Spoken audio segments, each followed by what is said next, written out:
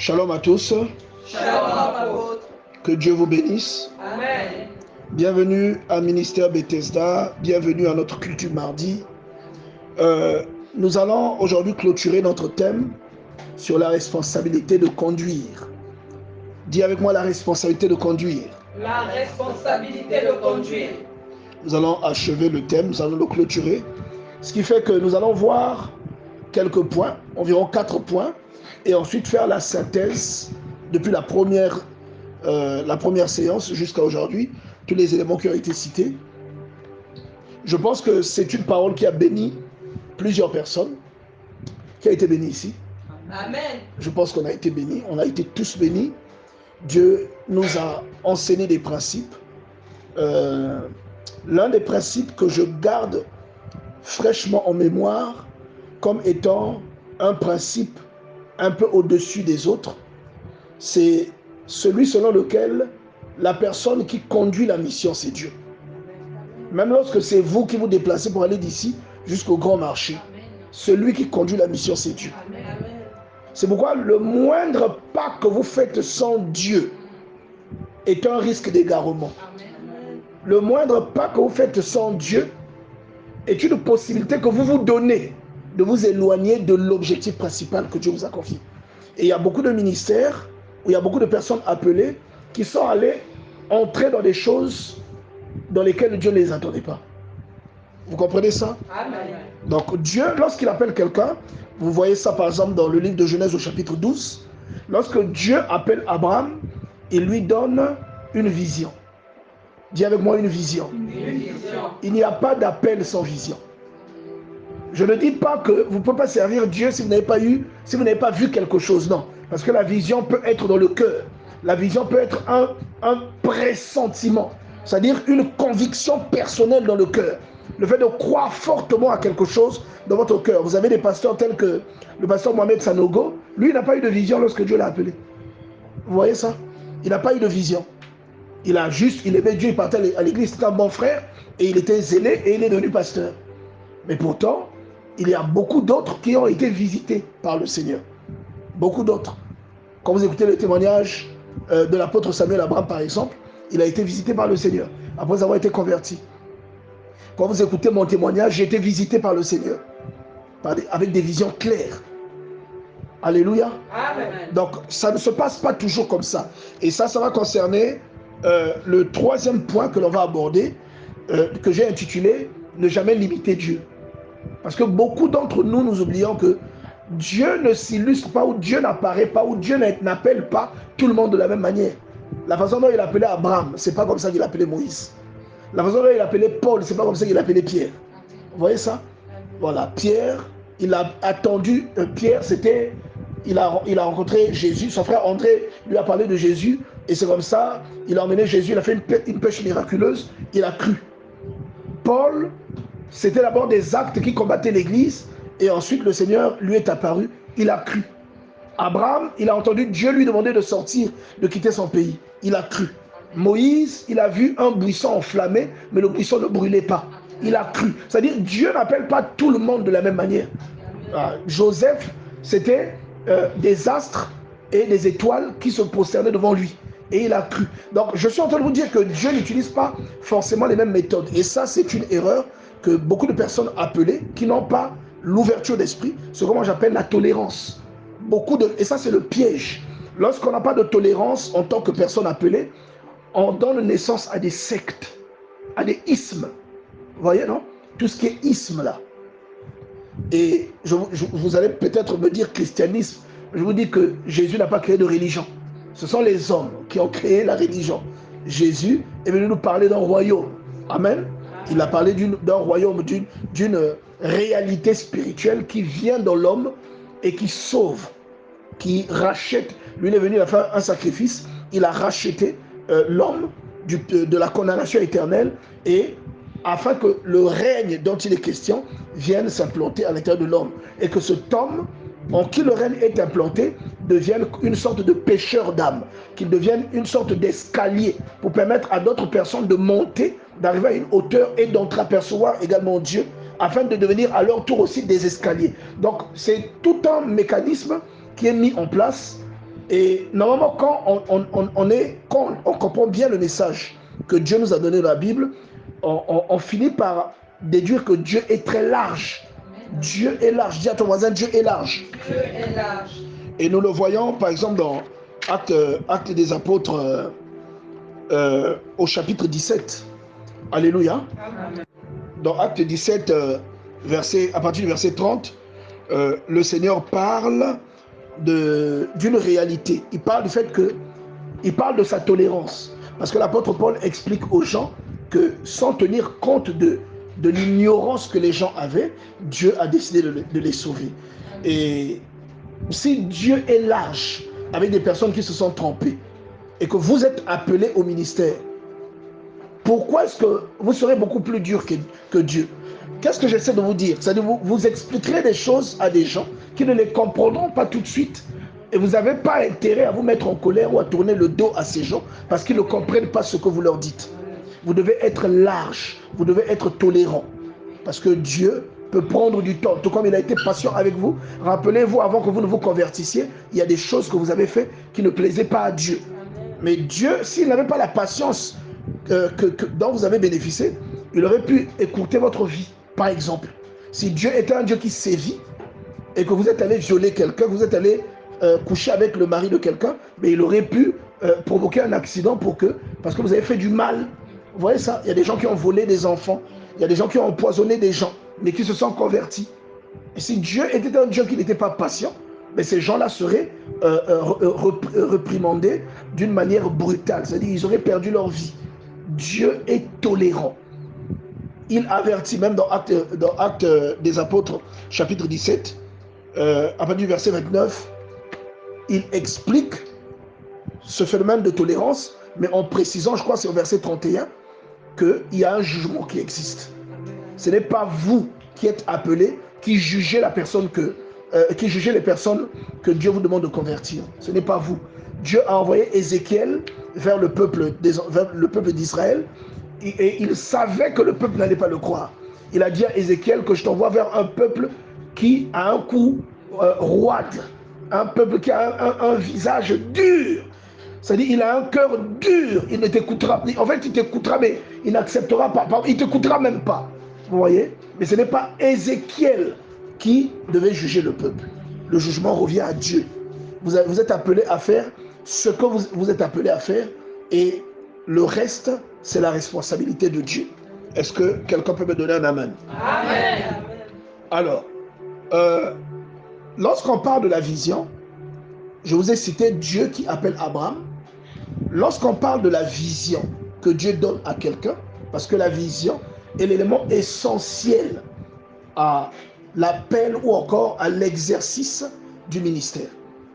Et l'un des exemples de ministère que je trouve impressionnant et que je peux vous donner en dehors du ministère de Jésus-Christ ou de l'apôtre Paul, je vais vous citer le ministère de Moïse. Pourquoi? Parce que facilement nous allons trouver beaucoup d'analogies dans le ministère de Moïse. Lorsque Dieu se présente à Moïse pour l'envoyer, Dieu lui donne la motivation pour laquelle il le fait. Alléluia. Amen. Dieu lui donne la motivation pour laquelle il le fait. Une personne qui sert Dieu sans savoir pourquoi elle sert Dieu, elle va s'essouffler. Je ne sais pas si vous suivez ce que je dis. Amen. Elle va s'essouffler. Si vous servez Dieu sans savoir pourquoi, sans que Dieu ne vous ait partagé une vision à laquelle vous vous accrochez. Parce qu'en réalité, la vision là que Dieu vous donne, c'est le détail pour lequel il vous investit. La vision que Dieu vous donne, c'est la raison pour laquelle Dieu vous donne des dons spirituels. La vision que Dieu vous donne, c'est même la raison pour laquelle vous êtes né. Vous avez pensé que vous étiez né pour faire ce que vous faisiez, par exemple, avant d'être converti.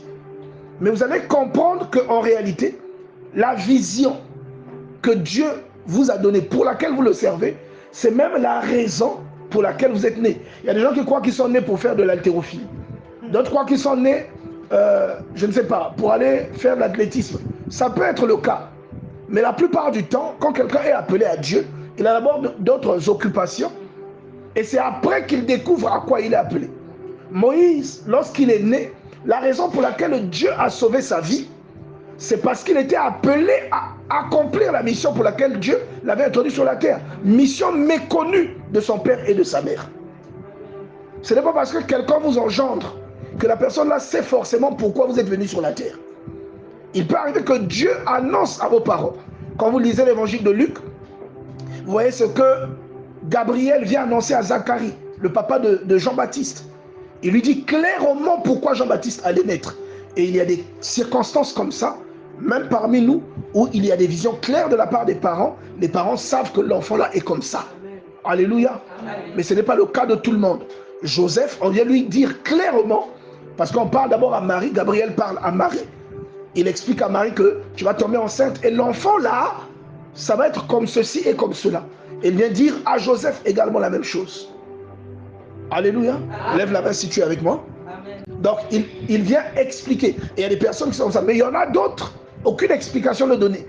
Lorsque Moïse vient au monde, on n'explique pas à quoi Moïse est appelé. Étant donné que c'est dans un critère. Et vous allez remarquer, les leaders, beaucoup de leaders, soit ils naissent pendant une période de persécution, même de leur famille, Amen. une période difficile, Amen. même de leur famille. Soit, alors qu'ils sont nés, un combat va se dresser contre eux. Amen. La plupart des leaders, si vous étudiez leur vie, vous allez voir ça. Amen. Vous allez retrouver cela. Je reprends l'exemple de John Wesley. John Wesley, c'est la plupart des cantiques que nous chantons ont été composés par John Wesley, son frère. Amen. C'est la vérité. John Wesley a prêché un nombre incroyable de sermons. Il lisait sa Bible à cheval pendant qu'il faisait ses voyages missionnaires. Un homme dévoué qui a emmené le réveil. John Wesley était né pour ça. Est-ce que quelqu'un suit ça? Amen. Mais vous savez qu'à l'âge de 5 ans, de 4 ans, je ne me rappelle plus, John Wesley a failli mourir dans un incendie. On avait pu faire sortir tous ses frères. Ses parents, tous ses frères étaient sortis, mais lui, il était le seul coincé dans la maison. Vous voyez, il y a toujours un combat dans la vie de celui. Quand vous voyez Jésus, lorsqu'il est né, il y a eu un combat. Hérode a demandé à ce que tout enfant de 2 ans et moins soit tué. Quand vous voyez Moïse, pendant la période de sa naissance, Pharaon demandait à ce que tous les enfants mâles soient tués. Il y a une combativité, il y a une oppression satanique. Cette oppression peut... Il y a des enfants qui sont nés pendant les périodes de guerre. Vous allez voir que beaucoup de serviteurs qui viendront sont issus de cette période. Parce qu'il y a des événements parfois qui sont suscités seulement pour éteindre la lampe que Dieu vient d'insérer dans le monde. Amen. Vous voyez ça? Amen. Et vous allez voir beaucoup d'épreuves mortelles, beaucoup d'oppressions sataniques en bas âge dans la vie de personnes qui servent Dieu. Et je dis beaucoup. Quelqu'un comprend ce que je dis? Amen. Donc, Moïse, lorsqu'il vient au monde, ses parents ne savent pas pourquoi il vient au monde, ni lui. Lorsque Dieu vous appelle à conduire les autres, vous allez en avoir le poids dans le cœur. Vous aurez le poids, ou encore vous aurez un ardent désir. Vous aurez un ardent désir, vous serez inspiré à prendre le leadership afin de montrer la voie aux autres. Est-ce que quelqu'un comprend ce que je veux dire? Amen. Vous vous rappelez tous de ce que Moïse expérimente après avoir séparé, enfin après être intervenu, alors qu'on était en train de maltraiter un Israélite. C'est même la raison pour laquelle il quitte l'Égypte. Parce que quelques jours après, il revient pour refaire la même chose. Et il y a un type parmi les Israélites qui lui dit qu'il sait qu'il a tué quelqu'un et qu'il n'était pas juge. Il y a beaucoup de gens qui ont contesté des initiatives que vous avez prises. Vous avez pris ces initiatives parce que vous étiez appelés à les prendre. Mais il y a des gens qui vont contester, qui auront contesté ces initiatives, mais qui se rendront compte plus tard que ces initiatives illustraient ce à quoi Dieu vous appelait. Amen.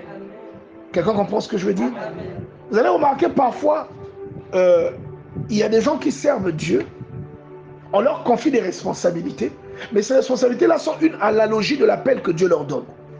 Si on prend l'exemple de David, on dit que David était un petit berger. Vous connaissez tous la responsabilité d'un berger. La responsabilité du berger, c'est de veiller sur le troupeau, de nourrir le troupeau et de défendre. Bon, j'ai dit veiller, c'est à peu près la même chose. C'est cela la responsabilité. Et vous allez voir que c'est la même chose que Dieu l'appelle à faire sur le peuple d'Israël en tant que roi. Amen. Et vous allez aussi voir que c'était séquentiel. Dites-moi, Moïse, quand il est parti à Madian, il était quoi? Il était berger. Moi, je t'aide pendant que tu cherches la réponse. Il était berger. Quand Dieu lui est apparu et qu'il a sorti Israël, il était quoi? Oui, mais il était quoi? Quand vous voyez Israël, c'est comme un troupeau. Il était berger. Amen. Je ne sais pas si vous comprenez ce que je dis. Amen. Il était berger. Alléluia. Amen. C'est-à-dire, la plupart des choses auxquelles vous êtes appelés, vous allez les faire à une petite échelle, sans savoir que c'est ce à quoi vous êtes appelés. David était berger du troupeau de son père. À ce moment, le père représente Dieu, le troupeau représente le peuple d'Israël. Et vous allez voir, quand il prend le maquis, le même David devient chef de bande d'environ 400 hommes. Il était leur berger. Ensuite, après cela, quand Saül meurt, David devient roi de Juda. Il devient berger de Juda. Et ensuite, après la guerre civile et la mort de Ishbosheth, David devient roi d'Israël. Il devient berger d'Israël. Il a été berger toute sa vie. Est-ce que quelqu'un comprend? Amen. Je ne sais pas si tu comprends cette parole. Hein? Amen. On acclame un peu le Seigneur. Donc, lorsque Dieu appelle quelqu'un, il donne à cette personne une vision. Je répète, lorsque Dieu appelle quelqu'un, il donne à cette personne une vision. Vous avez vu ça avec Abraham. Amen. Sors, Genèse 12, 1. Sors, sors de la maison de ton père, de ton pays, vers le pays que je te montrerai. C'est une vision qu'il lui donne. Il lui fait une promesse. Je ferai de toi une grande nation. C'est une promesse qu'il lui fait. C'est une vision. Et toute la marche que Abraham fait, depuis le pays des Chaldéens jusqu'à Sichem, il l'a fait parce qu'il est motivé. Et il ne l'a fait pas seul. Il est accompagné par une masse de personnes qui lui appartenaient. Il est leur leader. Il est leur conducteur. Je vais vous faire remarquer une chose. Parfois, Dieu est difficile à comprendre. Même quand vous êtes la personne la plus spirituelle qui soit. C'est la vérité. Qui comprend? C'est la vérité. Qui demande à Dieu d'aller parler à Pharaon? Qui demande à Moïse, pardon, d'aller parler à Pharaon? Dieu. Lorsque Pharaon augmente la difficulté du travail des enfants d'Israël, à qui s'en prend-on? À Moïse. À qui Moïse s'en prend-il? À Dieu. Pourquoi? Parce que c'est Dieu qui l'a envoyé là-bas. Dieu lui dit d'aller parler à Pharaon. Lui, il va parler à Pharaon, il fait sa démonstration. Mais ce qu'il va dire à Pharaon crée des représailles chez le peuple. Et le peuple menace Moïse. C'est dur d'être un conducteur. Vous comprenez ça? Moïse va auprès de Dieu et lui dit, pourquoi m'as-tu envoyé chez Pharaon si c'était pour affliger le peuple? Il ne comprend pas. Amen. Maintenant, qu'est-ce que Dieu lui dit? Tu verras maintenant ce que je vais faire. Non, réponds d'abord. Pourquoi tu m'as envoyé là-bas? Est-ce que quelqu'un comprend? Donc, pourtant, Dieu, de son point de vue, il comprend. Il a un plan, il a une stratégie. Mais Moïse ne comprend pas forcément ce que Dieu a voulu faire. Même quand vous êtes l'être le plus spirituel qui soit, vous ne comprendrez pas toujours ce que Dieu veut vous emmener à faire ou ce que Dieu veut vous faire réaliser. Vous ne le comprendrez pas toujours. David est loin de son pays à cause de l'oppression de Saül. Mais il compte sur Dieu, le Dieu qui lui a fait des promesses. Mais pourtant, à un moment, on vient enlever ses femmes, ses enfants, les femmes, les enfants de toutes les personnes qui étaient avec lui, ainsi que leurs richesses. Le peuple s'en prend à qui? À David. David va pleurer auprès de qui? Auprès de Dieu. On dit, dans la détresse, David s'appuya sur l'Éternel. Il va pleurer auprès de Dieu. Dieu maintenant lui donne la réponse. Mais pourquoi Dieu l'a laissé vivre ça? Comment David va comprendre que Dieu ait permis qu'on enlève sa femme, ses femmes, ses enfants? Peut-être même on avait giflé un de ses enfants. Pourquoi Dieu va permettre ça? Tu ne comprendras pas toujours Dieu en tant que leader lorsque Dieu te demandera de conduire des gens tu ne le comprendras pas toujours, quelle que soit ta spiritualité. Tu ne comprendras pas toujours. Qu'est-ce qui arrive à Josué alors que Akan viole l'interdit? Lorsque Akan viole l'interdit, le peuple va, le peuple est battu. Qu'est-ce que Josué fait? Il se couche devant l'Éternel du matin jusqu'au soir. Pourquoi avant de sortir à la bataille, Dieu n'a-t-il pas dit à Josué ne sortez pas? Quelqu'un a violé l'interdit. Si Josué est allé se prosterner là, c'est parce qu'il ne comprenait pas pourquoi on les avait battus. Il s'est dit Dieu les a abandonnés. Donc il y aura des fois où tu auras de l'incertitude. Tu ne sauras pas où est-ce que Dieu t'emmène en tant que leader. Par contre, la parole de Dieu est la seule lumière sur laquelle tu peux t'appuyer. Même quand tu ne comprends pas ce qui se passe, Dieu te parlera au travers de la parole. En n'étant troublé, en n'étant pas conscient, ou en ne pouvant pas décrypter ce que tu vis, la parole de Dieu te donnera des schémas où tu verras des personnes autant perdues que toi, mais qui avaient pourtant le soutien de Dieu. Tu tomberas sur le psaume 23. Quand je marche dans la vallée de l'ombre de la mort, je ne crains aucun mal car tu es avec moi. Tu es dans la vallée de l'ombre de la mort. Tu peux croire que Dieu n'est pas là, mais le psaume te révèle que Dieu est avec toi. Est-ce que vous comprenez ça? Donc même quand tu ne le vois pas, même quand tu traverses une période douloureuse, parce que tu as une famille, tu es un être humain, une période douloureuse, tu as appelé à l'exemplarité. J'en discutais avec le pasteur Passia. Tu as appelé à l'exemplarité, les gens vont te voir, toi tu es un Robocop. Mais toi-même, tu sais que tu es une statue de cire. Si on te met à la chaleur, tu vas fondre. Parce que toi, tu gères les problèmes des autres. Mais tes problèmes à toi qui vas les gérer. Toi, tu soutiens les autres, tu fortifies les autres. Tu vas fortifier Lee, tu vas fortifier Nadi. Mais toi, quand tu auras besoin de fortification, qui va te fortifier? Ce n'est pas pour rien que tu es devant. Ton interlocuteur, c'est le Saint-Esprit. Alléluia. Tu vois, ton interlocuteur à toi, c'est le Saint-Esprit. En fait, c'est justement pourquoi tu es devant. C'est justement pourquoi c'est toi qui conduis les autres. Parce que tu ne conduis pas les autres parce que c'est un homme qui te guide. Tu conduis les autres parce que c'est le Saint-Esprit qui te guide. Regardez ce que la Bible dit dans le livre d'Exode, au chapitre 23, si ma mémoire est bonne, verset 20. Je ne sais pas si vous pouvez me vérifier ça. Exode 23, verset 20. En fait, quand Dieu te demande de conduire les gens, il ne te laisse pas le faire par toi-même. Il t'envoie une force qui t'accompagne. Depuis Exode 14, vous pouvez voir ça. Il t'envoie une force qui t'accompagne. C'est Exode 23, verset 20, non? C'est ça? Exode 23, verset 20. Je vais lire. Voici, j'envoie un ange devant toi pour te protéger en chemin et pour te faire arriver au lieu que j'ai préparé. En fait, cette écriture s'adresse à toutes les personnes qui conduisent d'autres personnes. En réalité, Moïse, quand il marchait dans le désert, il ne connaissait pas la route.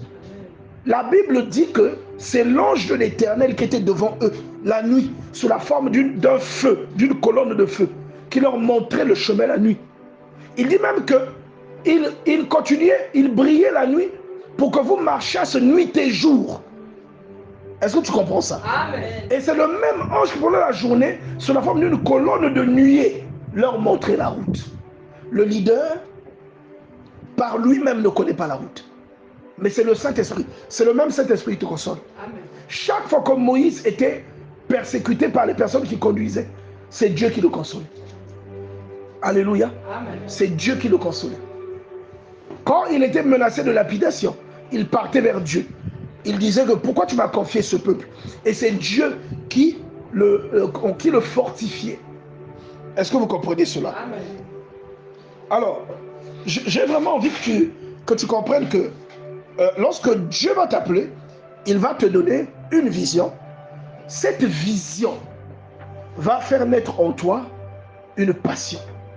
C'est-à-dire cette vision, l'amour que cette vision, parce que la chose pour laquelle tu es appelé, tu vas aimer la faire. Il y a des gens qui aiment faire leur passion plus que leur travail, plus que leur emploi. Il y a des gens, ils chantent, ils travaillent quelque part, mais ils préfèrent chanter. S'il a un concert, il va fouiller le boulot pour aller chanter. Il y a des gens comme ça. Il y a des gens, ils servent Dieu, ils prêchent, ils travaillent, ils préfèrent aller servir Dieu. Ils peuvent fuir le boulot pour aller servir Dieu. Vrai ou faux? Vrai. Alléluia. Amen. Lorsque Dieu vous donne une vision, en fait, la passion qui naît en vous, à cause de cette vision, c'est la passion, en fait, cette passion qui naît va pousser les gens à vous faire confiance. Amen. Je vais vous prendre l'exemple autrement. Je prends l'exemple sur moi-même. Qui a déjà remarqué que je suis passionné? Qui a déjà remarqué que je suis zélé? J'aurais dû dire ça autrement. Qui a déjà été challengé par ma passion à moi? C'est-à-dire, il dit, ah, l'apôtre est trop passionné, quoi. Il faut que je fasse des efforts. Qui a déjà vécu ça? Tout le monde. Je me rappelle même à l'époque, le frère Francis, qui me disait, ah non, à l'époque, ah, pasteur, tu exagères. Tu te reposes jamais. Et si toi ne te reposes pas, du coup, moi aussi, je ne pourrais pas me reposer. Oh, moi, j'ai envie de me reposer. Tu vois, donc, mon zèle le challengeait. Vous comprenez? Amen. Et derrière le zèle, il ne voyait pas seulement une tête de mule qui avance, il voyait quelqu'un qui aime ce qu'il fait. Et c'est après qu'il va dire, en fait, pasteur, je comprends maintenant pourquoi tu fais ça. Tu es amoureux de Dieu. Et lui-même, il est devenu amoureux de Dieu. Donc, la passion que j'ai pour ce que je fais va vous faire voir l'œuvre de Dieu autrement. Et cela va vous enseigner. Et vous allez tomber amoureux de Dieu. Et déjà, le fait que je sois passionné, vous allez voir que je crois en ce que je fais. Le fait que je crois en ce que je fais va faire que vous croyez en moi. Est-ce que quelqu'un comprend cela? Amen. Ça va faire que vous croyez en moi, en mon appel, en ce que Dieu a déposé en moi. Vous allez croire en ça. Alléluia. Amen. Et lorsque vous lisez, par exemple, le livre d'Exode au chapitre 4, verset 1, vous voyez Moïse dire, par exemple, après que Dieu lui ait demandé de faire ce à quoi il l'appelait, Moïse va répondre à Dieu, voici, ils ne me croiront point et ils n'écouteront point ma voix. Vous savez pourquoi Moïse dit ça? Il n'a pas confiance en lui. En fait, Dieu lui a dit que je serai avec toi, mais il ne croit même pas que Dieu sera avec lui. Il ne croit pas ce que Dieu fait en lui. Regardez, Dieu va aller plus loin. Regarde, il dit, ils ne me croiront pas, mais ils diront, l'Éternel ne t'est point apparu. Écoute, l'Éternel lui dit, qu'y a-t-il dans ta main? Il répondit, une verge. L'Éternel dit, jette-la par terre. Il la jeta, elle devint un serpent. Moïse fouillait devant lui. L'Éternel dit, étends ta main et saisis-le par la queue. Il étendit la main saisie, le serpent redevint une verge dans sa main. Il lui donne des signes. Ce n'est pas le seul signe. Il lui donne un autre signe, il lui demande de mettre sa main dans son sein. La main devient lépreuse. Malgré ça, il ne croit pas. Lorsque Dieu va vous appeler, il va vous emmener à avoir confiance en lui et à avoir confiance en vous. Vous comprenez ça? Amen. À croire en ce qu'il a déposé en vous.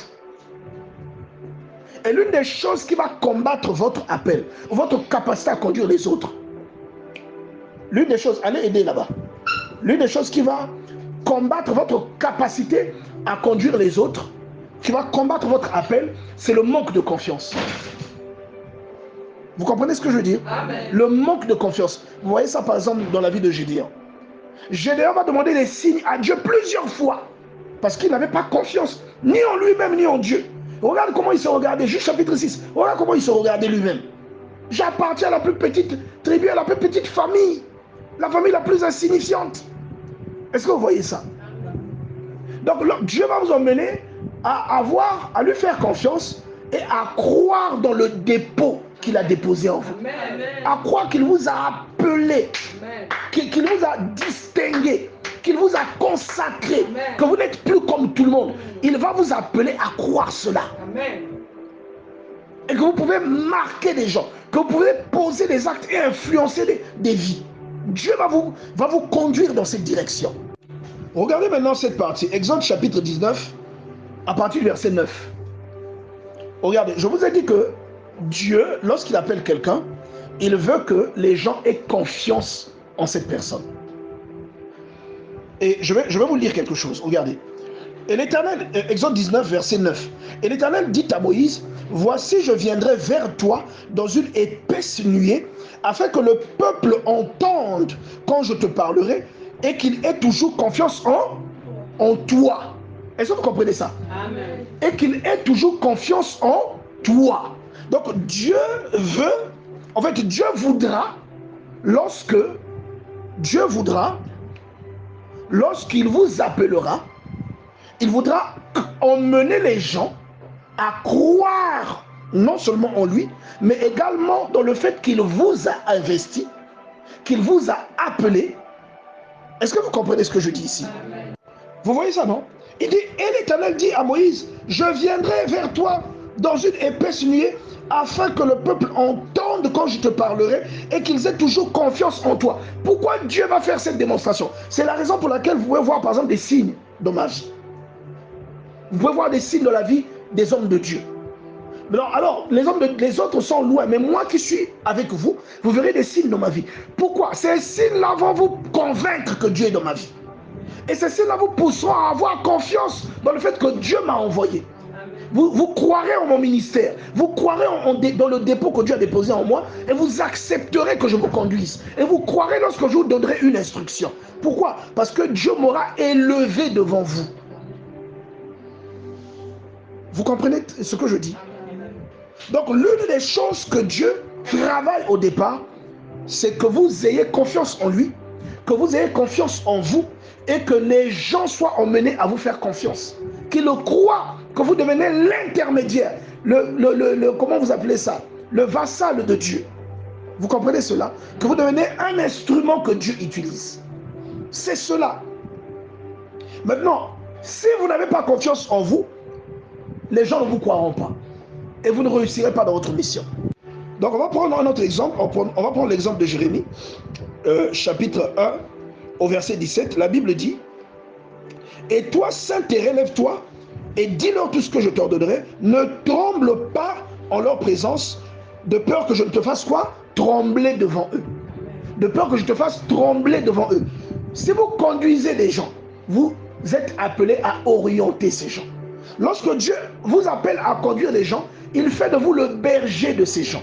Le sort de ces gens se trouve désormais entre vos mains. Et on ne suit pas celui en qui on n'a pas confiance, fût-il envoyé de Dieu.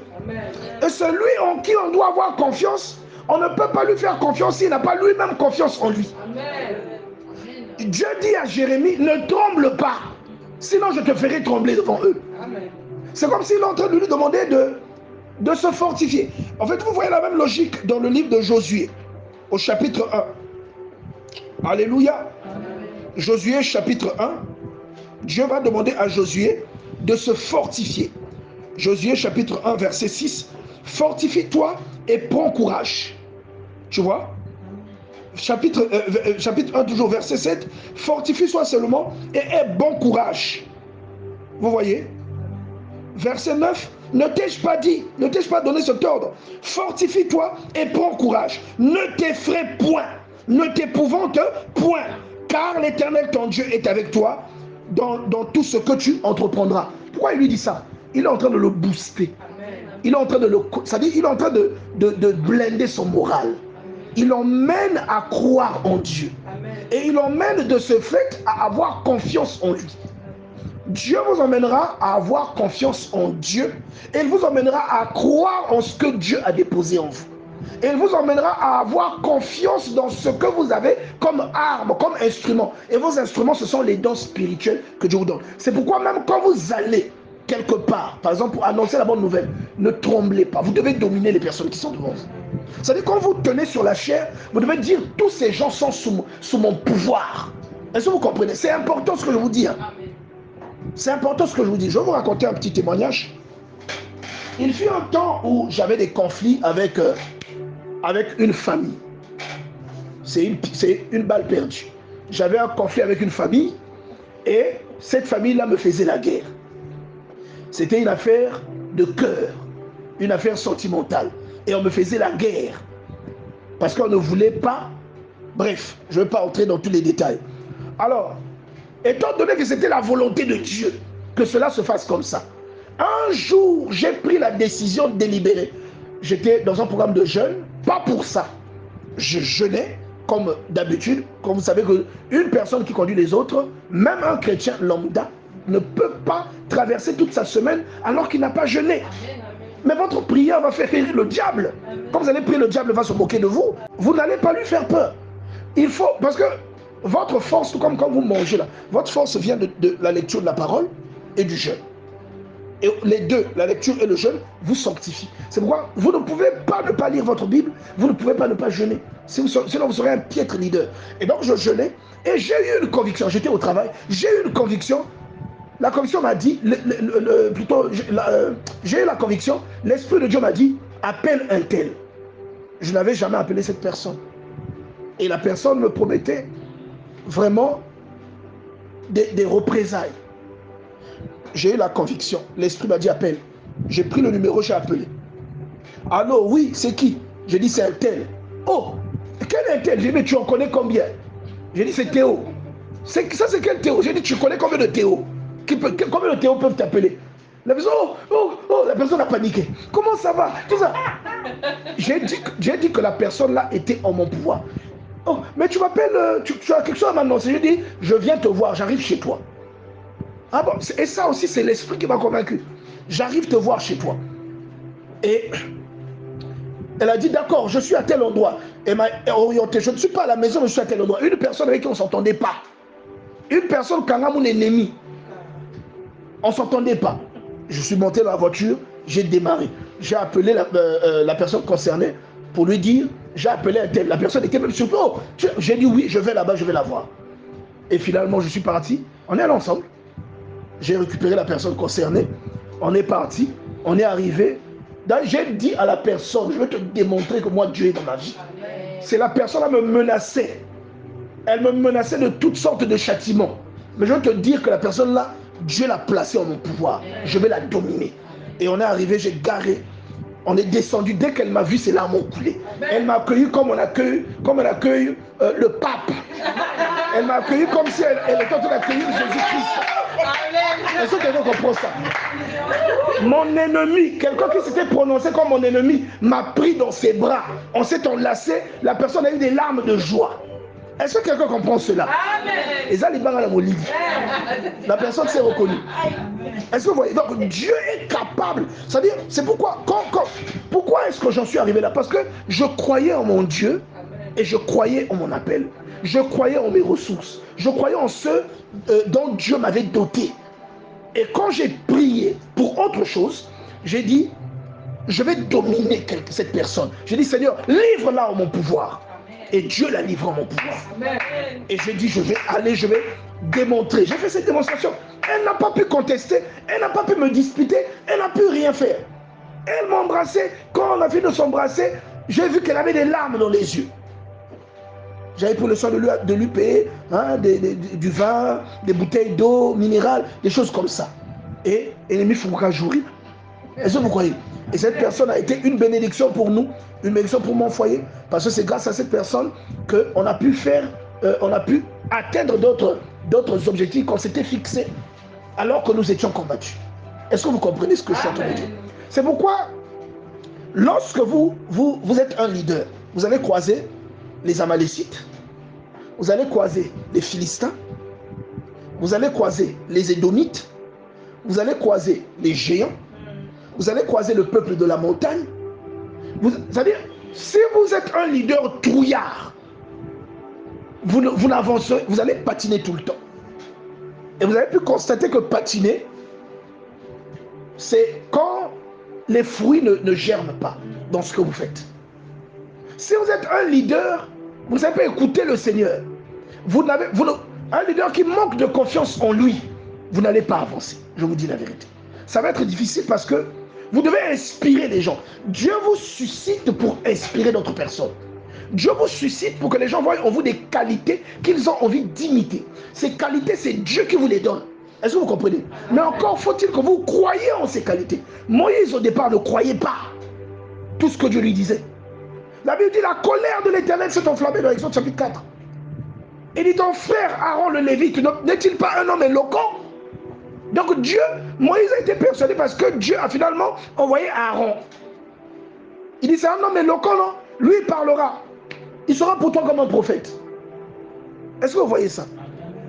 Mais vous voyez qu'ici, dans la parole que nous lisons, Dieu dit, par exemple dans Exode 19, que je vais apparaître, je vais parler dans la nuée, le peuple va entendre, afin que le peuple ait toujours confiance en toi. Est-ce qu'il a dit qu'il ait toujours confiance en Dieu? Il sait que le peuple aura confiance en Dieu. Le peuple fait plus confiance en Dieu qu'en homme. Mais Dieu voulait que le peuple là ait aussi confiance en Moïse. Pourquoi? Parce que par ricochet, en croyant en Moïse, il croit en ce que Dieu dit, puisque ce que Moïse dit, c'est Dieu qui le lui dit. Amen. Mais s'ils ne croient pas en Moïse, ils ne croiront pas que ce qu'il dit vient de Dieu. Amen. Ce qu'il leur fait faire vient de Dieu. Amen. Alléluia. Amen. C'est pourquoi faites attention à vous. Faites attention à vous. Soyez des personnes. Vous n'avez jamais remarqué que moi je suis toujours sûr de moi. Qui a déjà remarqué ça? Pardonnez-moi de prendre mon exemple. Vous avez déjà remarqué ça, non? Je suis toujours sûr de moi. Et je suis comme ça. Je pense que Dieu nous prépare parce que naturellement je suis comme ça. Naturellement d'abord. J'expliquais au pasteur hier que je suis, quand je n'étais pas converti, on me catégorisait dans le lot de ceux qu'on dit les nés avant la honte. Vous voyez cette expression, non? Né avant la honte. C'est-à-dire que je ne m'embarrasse pas. C'est difficile de m'embarrasser. C'est difficile de m'embarrasser. C'est difficile de me mettre mal à l'aise. Je ne suis pas timide et je suis franc. J'aime être direct. Est-ce que vous comprenez ça? Donc, en fait, je suis ce qu'on dit, je suis audacieux. Voilà, c'est comme ça qu'il faut dire ça. Je suis quelqu'un d'audacieux, j'ai de l'audace. Donc, même lorsqu'on était à l'école, il y a un truc, il y a quelqu'un qui veut, même un prof, les gens n'arrivent pas à lui parler, moi je veux lui parler. C'est comme ça que j'étais. Oh non, il y a quelqu'un, par exemple chez les Yaya, même quand on est au 6e, les Yaya sont en 3e ou au 4e, il y en a un qui essaie de brimer, moi je veux lui parler. J'ai toujours été comme ça. Vous voyez? Et je pense que tous ces éléments font un bon complément avec ce que Dieu m'a appelé à faire. Et c'est pourquoi je disais au début qu'il y a des dispositions naturelles que Dieu place déjà en vous, avant même que vous ne sachiez que vous êtes appelé. Les dispositions sont là. Mais vous pouvez aussi être timide. Vous pouvez aussi être quelqu'un qui n'est pas très à l'aise avec la parole, comme Moïse. Mais Dieu vous mettra toujours autour de vous des substituts qui vont vous mettre à l'aise. Pour que, c'est-à-dire qu'il va vous donner des galons. Dieu a donné à Moïse des galons. Vous comprenez ça? Vous voyez ce qu'il fait? Quand il dit à Moïse que Aaron venait dans sa direction, en fait, il donne à Moïse des galons. Quand on lit Exode chapitre 4, verset 13, verset 12, la Bible dit, bon, regarde d'abord, verset 11. L'Éternel lui dit, parce que Moïse dit à Dieu que, ah, moi je bégaye. L'Éternel dit, qui a fait la bouche de l'homme? Et qui rend muet ou sourd, voyant ou aveugle? N'est-ce pas moi l'Éternel? Va donc, je serai avec ta bouche et je t'enseignerai ce que tu auras à dire. Moïse est effrayé. Moïse n'a pas confiance en lui. Et il sait qu'il a commis un crime là-bas. Il ne veut pas. Il ne croit ni en Dieu, ni en ce que Dieu est en train de lui expliquer, ni dans les signes que Dieu lui est en train de lui montrer. Et il y a beaucoup de leaders qui sont comme ça. Il y a beaucoup de conducteurs qui sont comme ça. Vous voyez? Ne vous laissez pas chiffonner. Je vous dis la vérité. Soyez une personne déterminée. Soyez une personne qui sait marcher d'un pas affirmé. Avancez avec détermination. Croyez dans le dépôt que Dieu a placé en vous. Croyez dans votre appel et dans votre ministère. Croyez dans la puissance de Dieu en vous. Alléluia. Et croyez dans sa fidélité. Il dit ici, va donc, je t'enseignerai, je serai avec ta bouche, je t'enseignerai ce que tu auras à dire. Moïse dit, ah Seigneur, envoie qui tu voudras. Vous voyez qu'il y a beaucoup parmi nous qui sont beaucoup plus courageux que Moïse de l'était. Parce que beaucoup parmi nous, lorsqu'on a reçu l'appel, on n'a pas discuté. Le jour où pour la première fois, parce que je vous ai souvent dit que moi, pour la première fois, qu'on m'a dit que je vais servir Dieu, que je serai pasteur, j'étais au CM1. J'avais accompagné maman voir un diacre de l'église protestante qui allait lui donner quelque chose. Donc c'était un collègue à papa, ce diacre-là. Il travaillait avec papa. Et donc on est arrivé chez eux. Il nous a reçus, ça discutait. Lorsqu'il s'est retourné pour monter les marches, aller chercher ce qu'il allait donner à maman, le flacon qu'il allait donner à maman, il s'est arrêté en cours de route. Il s'est retourné, il m'a regardé. Je pouvais avoir 9 ans, 10 ans. Il m'a regardé et il a dit à maman, Madame Nanga, ton enfant sera pasteur. Je lui ai dit, mais qu'est-ce qu'il raconte? Au fond du cœur, je lui ai dit, il divague. Vous voyez, parce qu'on est petit, on a ses rêves. Il divague, le type-là. Je ne comprenais pas. C'était la première fois. Mais ce n'était pas un déni. Mais je trouvais que ça n'a pas de sens ce qu'il dit. Et après, finalement, quand j'avance, j'arrive en 5e, j'ai cette fameuse vision où le Seigneur m'apparaît sous la forme d'un soleil. Alléluia. Et je vais répéter à quelqu'un que Dieu n'apparaît pas toujours à tout le monde de la même manière. Et vous allez voir aussi, moi je vais vous citer plusieurs apparitions que j'ai eues de plusieurs natures et de plusieurs formes. Il y en a qui ressemblent à ce que nous lisons dans la Bible. Quand j'étais à l'université, le Seigneur Jésus m'est apparu. Je sais que ça c'est le Seigneur Jésus, avec les stigmates. Vous voyez? Mais il y a d'autres fois où le Seigneur m'a apparu autrement. Est-ce que quelqu'un comprend ce que je suis en train de lui dire? La Bible compare Dieu à un soleil. Est-ce que vous voyez ça? Donc, le Seigneur m'est apparu sous la forme d'un soleil, un astre. Il était à 3 mètres de moi. Il m'a appelé. Il m'a dit ce qu'il attendait de moi. Je n'ai pas refusé. J'avais quoi? J'avais 13 ans. Je ne suis même pas sûr que j'étais converti. Peut-être que je l'étais, Dieu le sait. Mais en tout cas, le Seigneur m'est apparu. Est-ce que vous comprenez? Il m'a dit ce qu'il attendait de moi. Il m'a montré ce qu'il allait accomplir par mon ministère. Je ne connaissais même pas le mot ministère. Mais il m'a montré en train de faire des choses que je tais volontairement aujourd'hui, qui sont mes témoignages à moi, qui ont même déjà commencé à se faire. Vous voyez ça?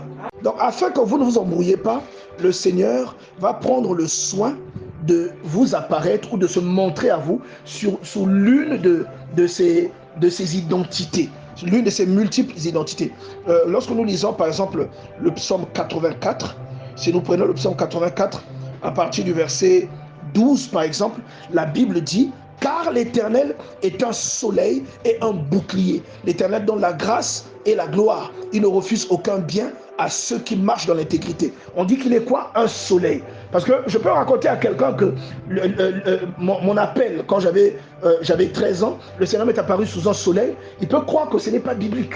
Parce qu'il n'a jamais vu ça dans la Bible, que Dieu est apparu à quelqu'un à un soleil. Il ne sait pas que Dieu est comparé à un soleil, tout comme Dieu est comparé à un aigle. Je vous ai parlé de la vision de l'aigle et du lion. Vous savez de quoi je vous parlez? Dieu est comparé à un aigle. Il est comparé à un lion. Est-ce que vous voyez ça? Et quand Dieu apparaît à quelqu'un, regardez Moïse. Moïse le voit sous la forme d'un feu sur un buisson.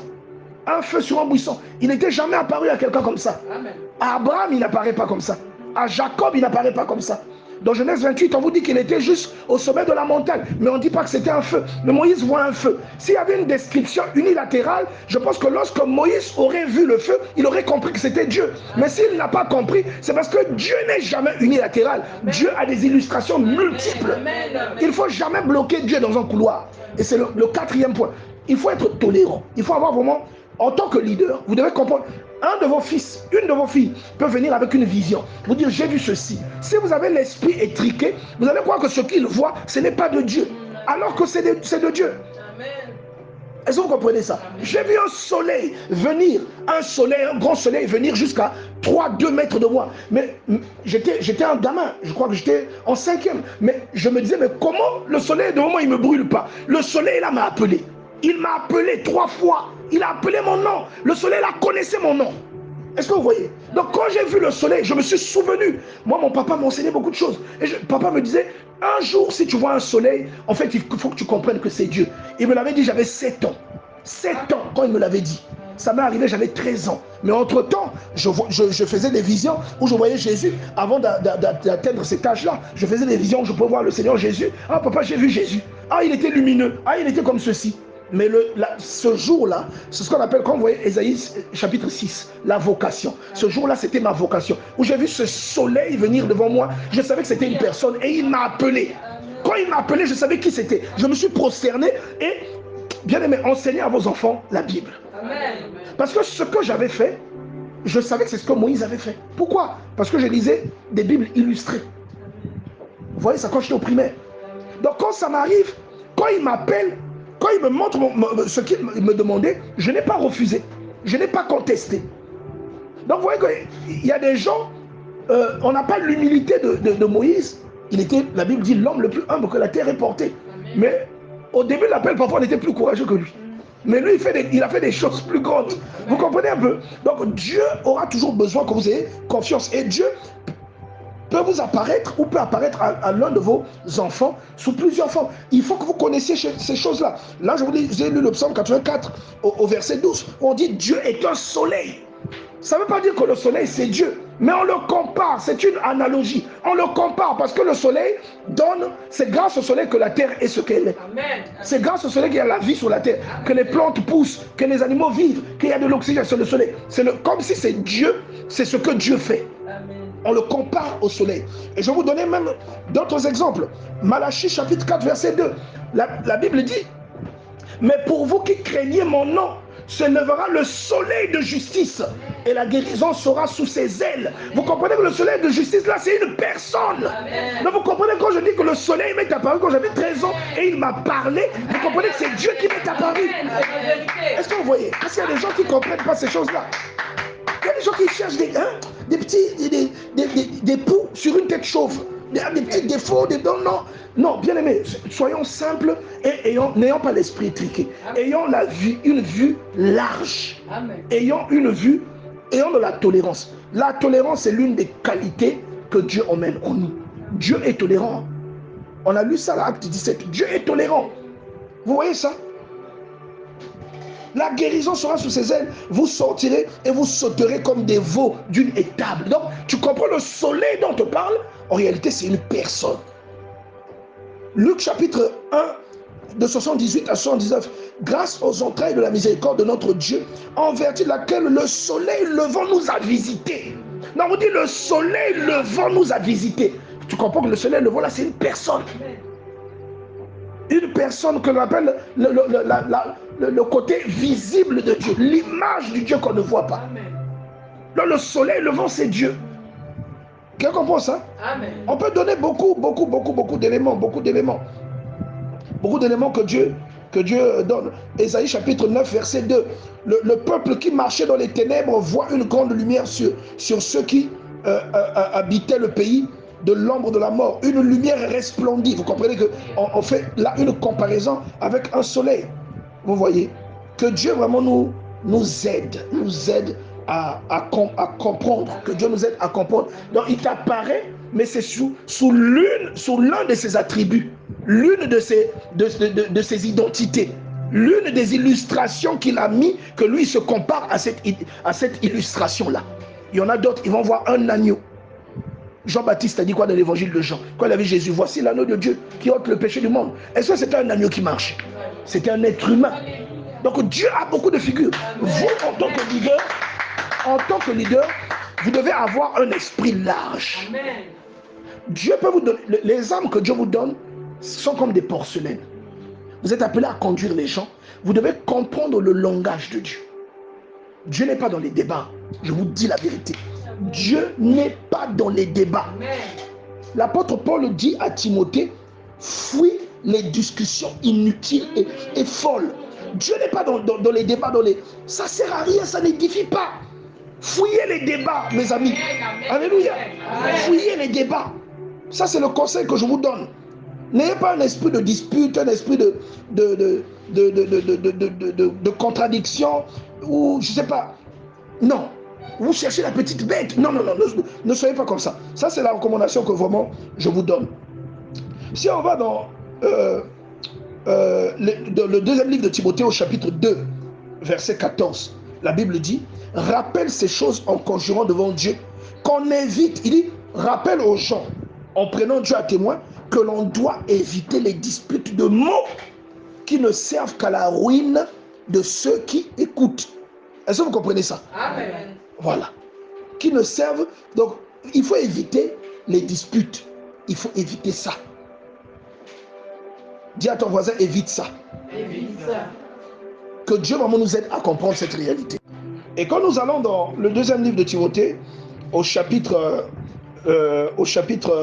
23, la Bible dit, regarde, même au chapitre 22, regarde le conseil qu'on donne à Timothée. Timothée, c'est un jeune leader. C'est l'évêque d'Éphèse. Donc, on est en train de dire, fuis les passions de la jeunesse, parce qu'il est jeune. Il y a beaucoup parmi nous ici qui sont appelés à conduire les autres. Ils sont jeunes. Bon, toi-même, on t'appelle. Tu dois conduire les autres, tu dois les édifier. Mais toi-même, tu vas dans les VIP. Tu dois conduire les autres, tu dois éviter. Toi, tu es accro aux séries. Tu vas enseigner quoi aux gens? Dis à ton voisin, équilibre. Tu dois équilibrer ça. Tu comprends? Tu dois équilibrer. Pourquoi? Parce que tu es appelé à l'exemplarité. Je croyais que c'était la dernière séance sur ce thème, mais je ne pense pas que ce soit la dernière. Parce que on est toujours au point numéro 1. On a 5 points à développer. On est au point numéro 1. Vous voyez? Donc je pense que ce n'est pas la dernière séance. Regarde. Il dit, fuis les passions de la jeunesse, recherche la justice, la foi, la charité, la paix, avec ceux qui invoquent le Seigneur d'un cœur pur. Repousse les discussions folles et inutiles. Vous voyez ça?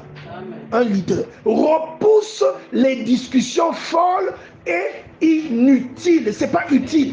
Il y a parfois des choses auxquelles nous agrippons. Dieu ne fait même pas attention à ça. Amen. Ça ne veut pas faire que la personne n'ira pas au ciel. D'autant plus que chacun de nous a une expérience avec Dieu où parfois Dieu vient donner le témoignage de l'esprit, de ce qui t'attend. Il peut te montrer la gloire, il peut te montrer comment ça va se passer le jour en question. Donc il y a beaucoup de choses comme ça que nous devons éviter. Repousse les discussions folles et inutiles, sachant qu'elles font naître des querelles. Elles font naître quoi? Des querelles. Parfois vous étiez dans un bon esprit, vous rentrez dans une discussion folle, et après il y a maintenant des blessures internes. Si tu n'es pas cool, si tu n'es pas sportif, tu peux te blesser inutilement. Voilà pourquoi je vous disais au début aussi, quelqu'un qui conduit les autres, tu dois être cool. Tu ne dois pas être quelqu'un de rancunier ou bien qui se blesse n'importe comment. On te touche au moins un peu, tu te blesses. On te touche un peu, non, on doit vraiment se booster. Alléluia. Voilà, on doit devenir des blessés de guerre. Est-ce que quelqu'un comprend cela? Amen. On peut avoir notre nature, mais on doit s'efforcer. J'ai eu une discussion avec le pasteur hier. On a discuté un peu de la plupart de ces points-là.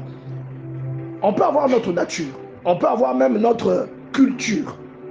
Mais lorsqu'on est appelé, notre culture doit muer dans la culture qui représente le mieux Dieu.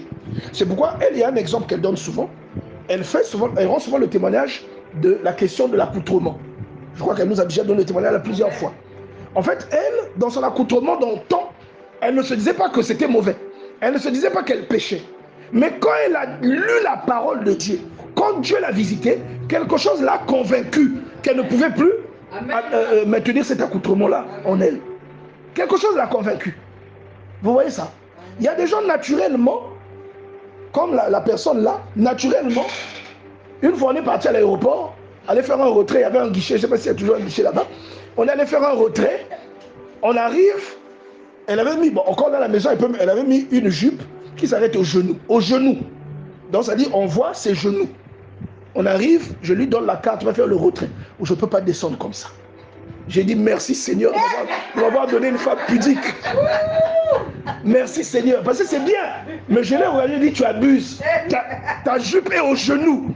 Est-ce que vous comprenez ça? Quelqu'un ne me comprendra pas. En fait, je ne suis pas en train d'encourager les gens à mettre des jupes au genou. Je suis en train de louer, de montrer le fait qu'on peut être tous deux enfants de Dieu, mais l'une d'entre nous peut avoir une culture libertine, si on peut dire ça comme ça, et l'autre peut avoir une culture pudique.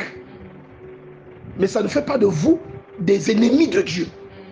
Maintenant, quand vous découvrez la parole, pour la personne qui est libertine, pour la personne qui n'est pas très stricte, cette personne-là va maintenant être convaincue par l'esprit.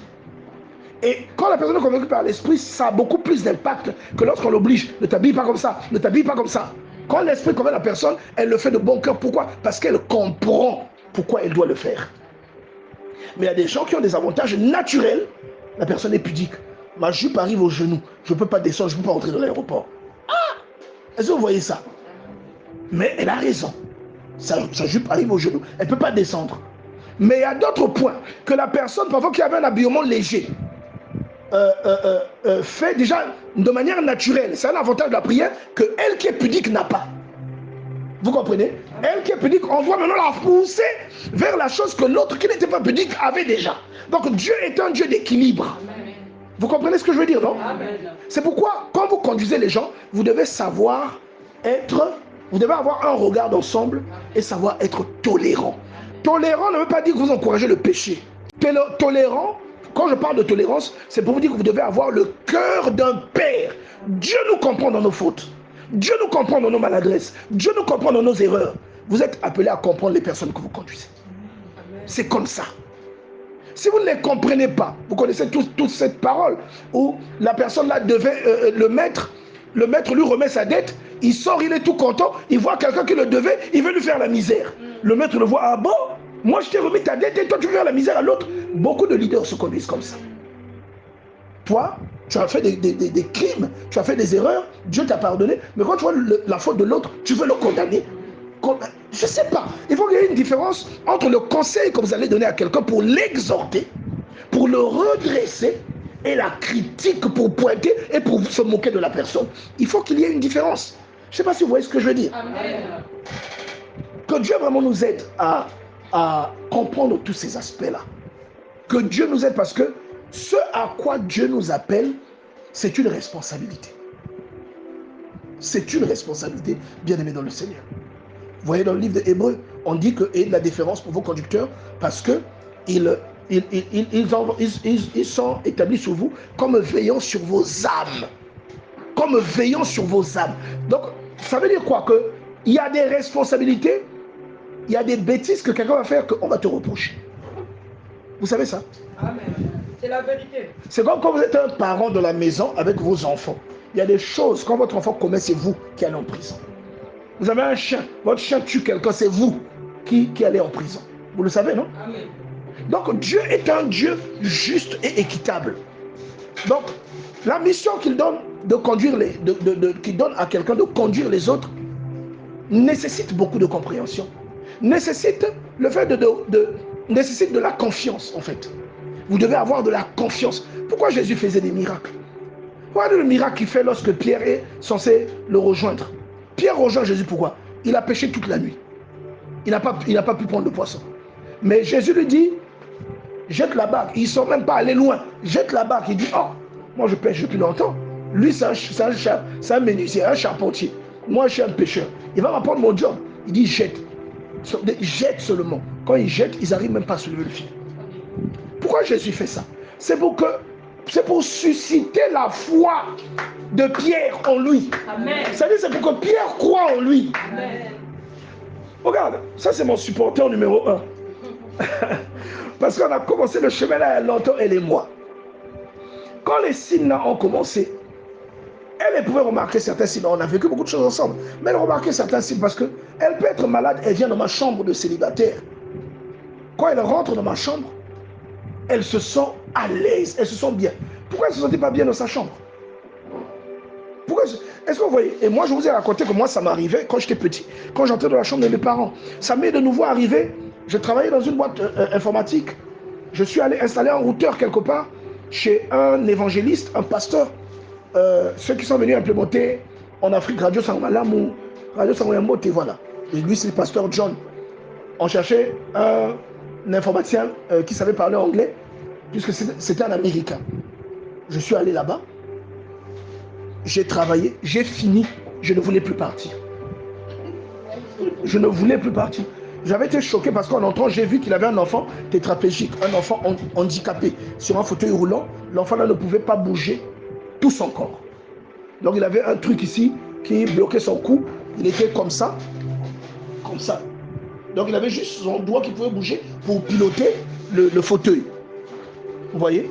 Et quand j'ai travaillé, je ne voulais plus sortir. Et lui, il l'avait remarqué. C'est un homme de Dieu. Il a le discernement. Je ne voulais plus sortir de là. Et j'étais pas encore consacré. Et il me demande, quelque chose ne va pas. Parce qu'il voyait que je l'embrouillais. Je commençais à poser des questions. Il a compris que quelque chose n'allait pas. Il dit, qu'est-ce qui ne va pas? J'ai dit, je n'ai plus envie de sortir. Je me sens bien. Ce que je ressens, je le ressentais de la chambre de mes parents quand j'étais petit. C'est ce que je lui ai dit. Et il m'a demandé, votre père est pasteur? Je lui ai dit non, mais il prie beaucoup. Mais je ne comprenais pas pourquoi il me demandait ça. Parce que je n'avais jamais compris quelle était cette sensation que je sentais de la chambre de mes parents. Papa prie beaucoup, il a toujours beaucoup prié. Il a toujours aimé la piété. Et je ne savais pas. Donc moi j'étais là, pas parce que je savais que c'était l'esprit, mais parce que j'avais la nostalgie. J'ai dit, ah, cette sensation ressemble à celle que je ressentais quand j'entrais dans la chambre de papa quand j'étais petit. Et me dit, votre papa est pasteur? Je dis non, mais il prie beaucoup. Il a beaucoup d'expérience avec Dieu. Il me dit, ce que tu ressentais, c'est le Saint-Esprit. C'est la présence de Dieu dans la chambre de tes parents. Et c'est ce que tu ressens ici. Moi, je suis pasteur. Et il me demande, est-ce que tu connais Radio Sangmalam? J'ai dit oui. Radio Sangmalam, oui. Il a dit aussi en Swahili, j'ai dit oui. Il dit, c'est nous, c'est notre église qui installe ces radios-là partout en Afrique. Donc, c'est nous. Et il dit, ce que tu ressens, c'est le Saint-Esprit. Donc, tu ressentais ça quand tu étais petit, oui, dans la chambre de mes parents. Après, tu n'as plus ressenti. J'ai dit non. À quelle période? J'ai dit, bon, quand j'étais adolescent. Et c'est là qu'il m'explique, c'est pas que la présence là n'était plus là, mais c'est toi qui t'étais éloigné. Amen. Même si tu habitais toujours dans cette maison, mais tu t'étais éloigné de ton innocence qui te permettait de sentir ça. Parce que tu étais adolescent, tu faisais même des bêtises, tu faisais ce qui n'était pas. Donc tu ne pouvais plus avoir la même sensibilité. Vous voyez ça? Et elle, moi je ne sais pas comment aussi les gens allaient ressentir ça. Elle, quand elle était malade, il fallait qu'elle vienne dans ma chambre. Même quand on était à l'université, pareil, il fallait qu'elle vienne dans ma chambre. Et elle se sentait bien. Vous voyez ça? Et je suis en train de vous dire, bien-aimés dans le Seigneur, que vous devez... C'est comme des œufs que l'on vous a donnés. Si vous ne prenez pas soin de ce que Dieu vous donne, vous ne pourrez pas avancer. Et vous ne pourrez pas non plus faire avancer les autres. Et il est difficile que les autres croient en vous. Et donc, elle sentait ça pourquoi? Pourquoi elle sentait ça? Je peux dire même de toute ma famille, la première personne qui a vraiment cru dans mon ministère, c'est elle. Avant même mon père, avant même ma mère, eux, ils ont été les témoins pourtant de certaines choses. Là, vous voyez un peu, depuis tout petit, mais c'est elle la première qui a vraiment cru en ça. Pourquoi? Parce que Dieu l'avait déjà fait passer par des signes qu'elle remarquait. Pourquoi elle se sent bien lorsqu'elle vient de ma chambre? La paix qu'elle ressentait là, c'est ce que moi je ressentais dans la chambre de papa, c'est ce que j'ai ressenti dans la maison du pasteur John. C'est la même chose. Elle en ressentant ça, et se disait le petit là est suspect. C'est ça en fait qui se passait. Du coup, quand elle a vu que le Seigneur m'avait appelé, elle a compris. Donc par rapport à ce qu'elle voyait déjà, elle a eu confiance en mon appel. Elle a eu confiance que c'est vraiment Dieu qui m'a appelé. C'est pourquoi ce que Dieu vous donne, préservez-le. Veillez sur ça. Parce que cela est appelé aussi à convaincre les gens, à dissuader ceux qui ont des doutes. Il y a des gens, ma fille, la sœur Zoé, il y a un bel doute. Je crois que vous tous vous le savez. Elle est venue, elle nous a rejoint avec un esprit de doute redoutable, doute terrible. Dès la première séance, elle a voulu discuter, elle a voulu faire des contradictions. Tu es en train de prêcher, elle t'interrompt. Non, mais pasteur, en fait, ici, c'est pas... Oh, tu lui montres la parole. Ah, non, je croyais que c'était... Tu continues, tu dis que ça lui a fait une leçon. Mais quand tu continues, il dit non, ça c'est pas... Elle t'interrompt. Ça c'est pas comme ça, parce qu'en fait, il y a ceci, cela. Tu lui dis, c'est pas le contexte. Oh non. Je lui montre la parole. Ah, ok. Elle peut faire ça 3 à 4 fois. Je crois que Morel, tu te rappelles, même quand tu avais commencé à venir, elle faisait ça. Elle fait ça plusieurs. Pourtant, ça faisait des années déjà qu'elle était là. Mais le premier jour où elle est venue, elle a eu des doutes. Les signes dont je suis en train de vous parler, les signes que je vous encourage à entretenir, c'est-à-dire l'état que vous entretenez qui engendre des signes. Le premier jour elle est venue, quand elle est partie, elle était dubitative. Elle avait beaucoup de doutes. Elle dit Et quand elle est partie, elle a fait un songe. Donc le lendemain matin, elle m'a envoyé un message. Pasteur, moi je vous ai rêvé. J'ai eu un songe où j'étais dans une maison avec un homme qui était mon mari, mon époux. Mais je ne le connaissais pas. Mais c'était mon époux. Et quand je suis entré dans le salon, c'est vrai que c'était chez nous, genre dans le salon, je te vois toi assis à côté de ce monsieur. Et je dis, oh, pasteur, toi tu le connais? Et mon mari me dit, mais oui, c'est mon ami. Et quand il me dit c'est mon ami, je comprends que lui, il est Dieu. Donc je comprends que c'est Dieu qui me parlait et que Dieu disait que toi tu étais son ami. Pourquoi il me le disait? C'est parce que la veille, je suis parti du culte avec des doutes. Vous voyez? Donc pourquoi Dieu lui a montré ça? C'est seulement pour la convaincre que ce que Dieu lui avait promis, qu'elle a vécu maintenant, que vous tous vous savez, en fait c'est par ici qu'elle allait vivre ça. Amen. Vous voyez? Que Dieu, voilà, c'est une responsabilité. Hein. Il y a des choses que vous ne pourrez plus faire. Vous ne pouvez plus vous livrer à n'importe qui. Vous ne pouvez plus faire n'importe quoi. Vous ne pouvez plus vous donner les libertés. Voilà, tu es là avec des liqueurs. Vous ne pouvez plus être là. Non, non, non, c'est un coin bien. Coin moko bien. Vous ne pouvez plus faire ces choses-là. Le 8 mars arrive, non? Je vous regarde du coin de l'œil. Hein?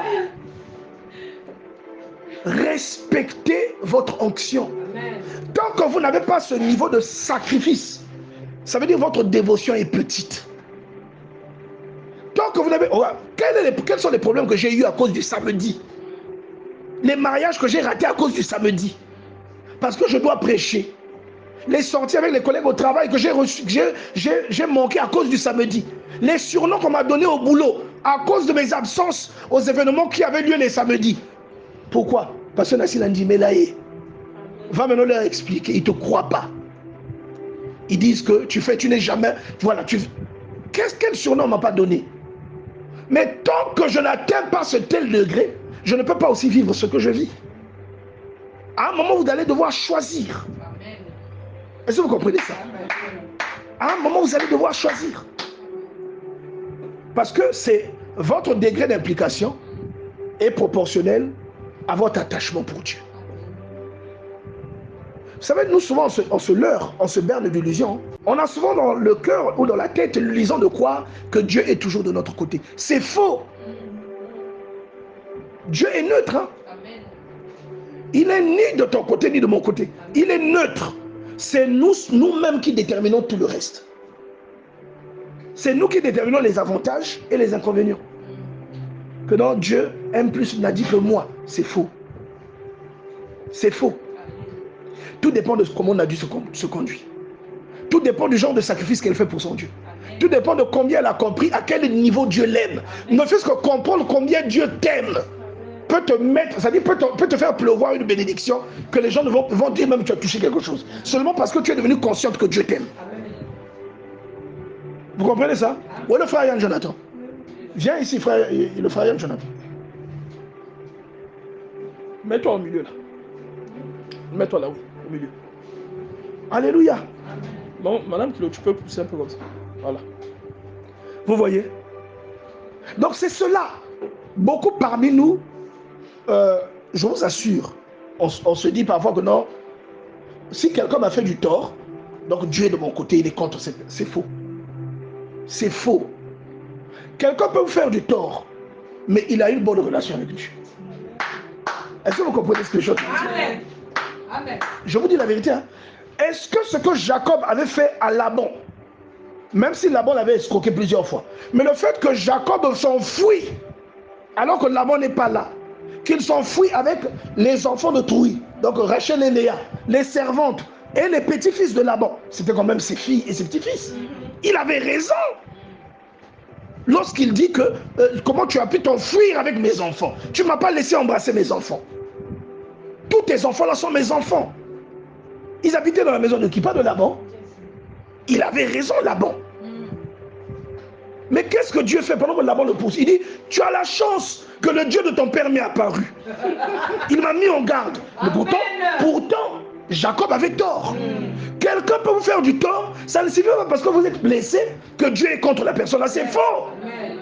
Dieu est neutre. C'est faux. Vous pouvez vous plaindre la personne, même votre propre femme, même votre propre mari, que non, parce qu'elle m'a dit ça, parce qu'il m'a dit ça, Dieu va le punir. Dieu. Donc tu vois, Dieu est en train de moi nango, hein, va nangue, hein, wa, et moi nango dîner.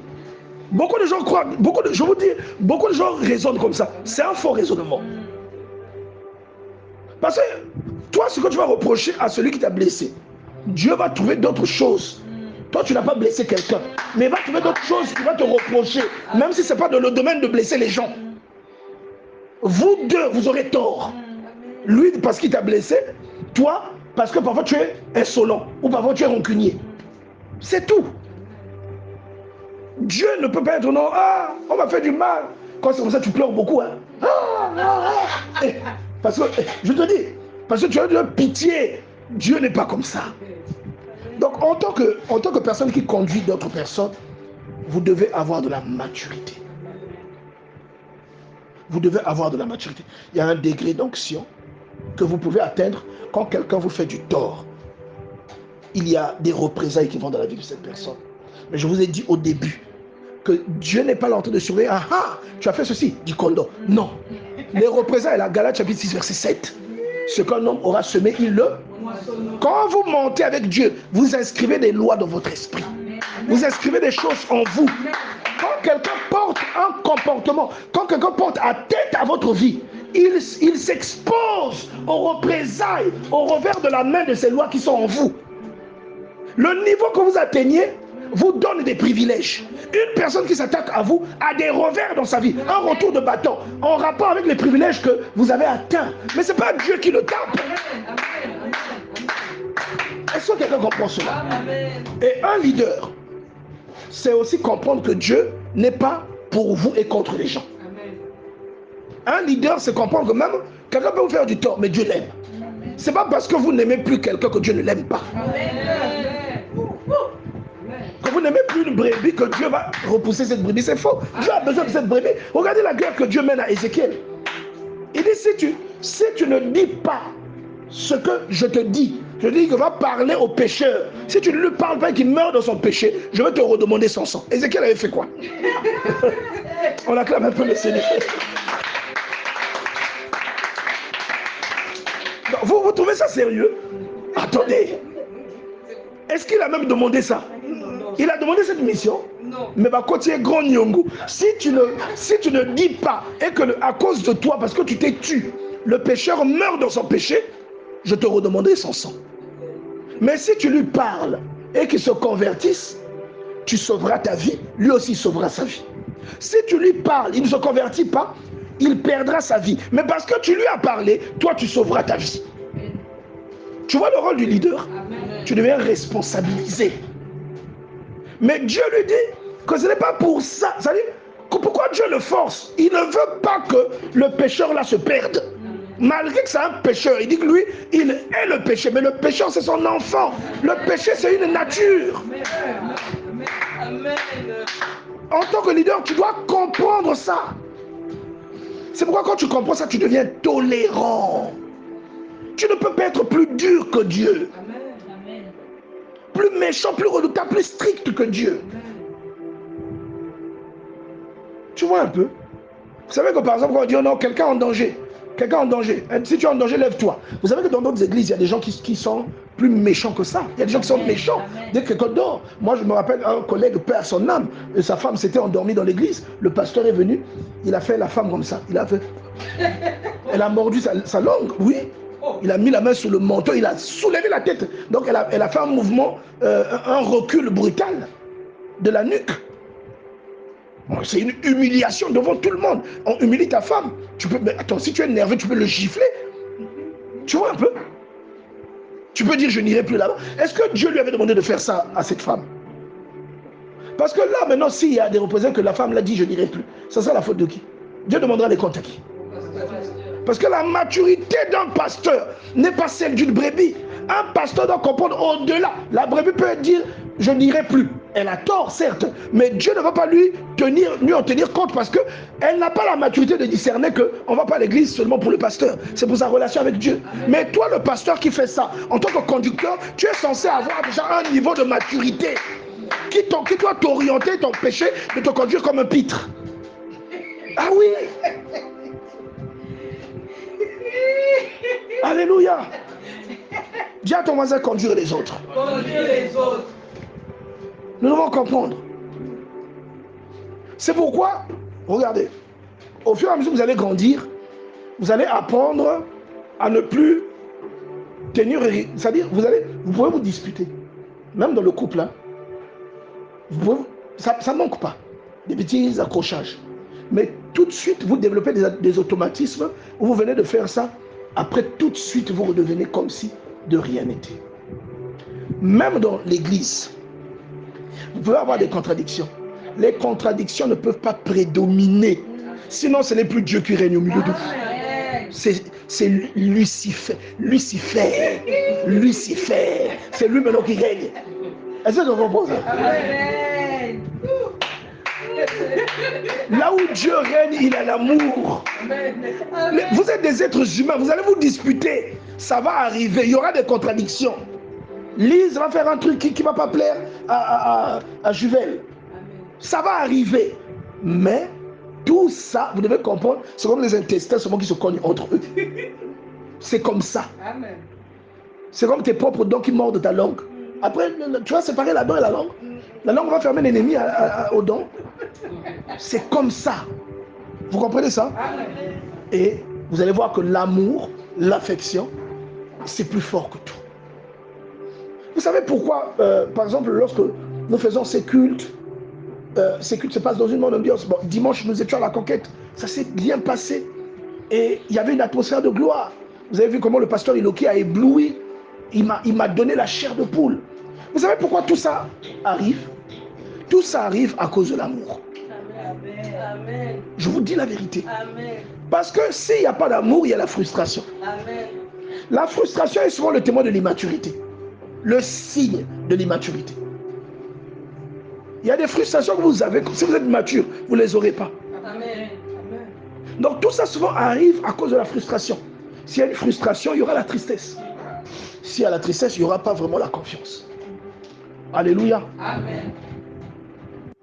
Alléluia. Amen. Donc c'est cela. Nous devons comprendre. C'est-à-dire que Dieu nous donne... regarde, quand vous atteignez un certain niveau, quand vous êtes appelé à conduire les autres, vous atteignez un certain niveau où il n'y a plus rien qui compte autant que la mission que Dieu vous confie. Vous voyez ça? La mission que Dieu vous confie, que vous le vouliez ou pas, finira par prendre le dessus sur vous. Priez pour avoir un conjoint compréhensif, une conjointe compréhensive. Sinon, vous risquez d'avoir beaucoup de problèmes. La mission là engendre beaucoup de choses. Vous savez, j'ai toujours dit, il y a des choses que vous sous-estimez qui peuvent se déclencher en faveur d'un ministère. Je vais finir par là. Il y a des choses qui se déclenchent que vous pouvez sous-estimer, mais dont la compréhension n'est donnée qu'à la personne qui vit cette chose.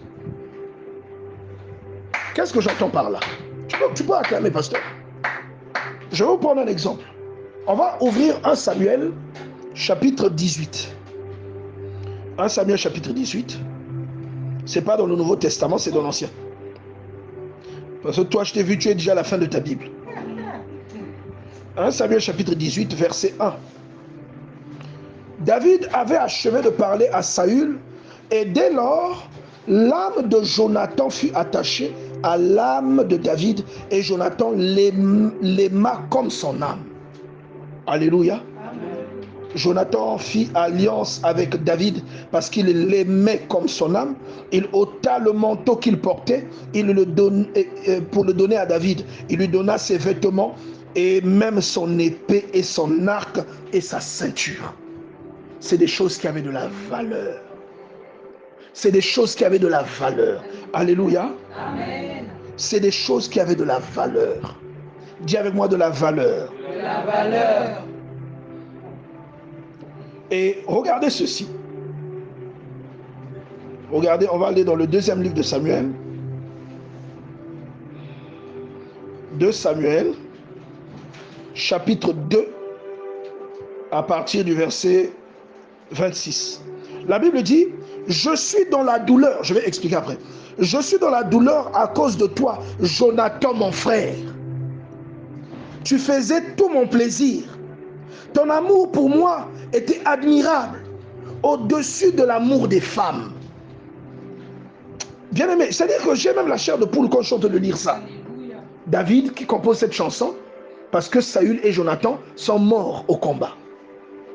Et il dit que l'amour qu'il partageait avec Jonathan était plus que... Eux deux, ce sont des hommes. Mais il dit que c'est-à-dire que ni lui ni l'autre n'aimait les femmes comme ça. Dit, je ne sais pas si vous comprenez. Ton amour était admirable au-dessus de l'amour des femmes. Vous voyez que Jonathan, la Bible dit, Jonathan l'aima comme son âme. Est-ce que vous savez que Jonathan, c'était l'héritier du trône de Saül? Et qu'il a volontairement favorisé David pour que David devienne roi au détriment de sa propre succession et contre la volonté de son père. Alléluia. Vous le savez. Vous trouvez ça logique? Il l'a connu où?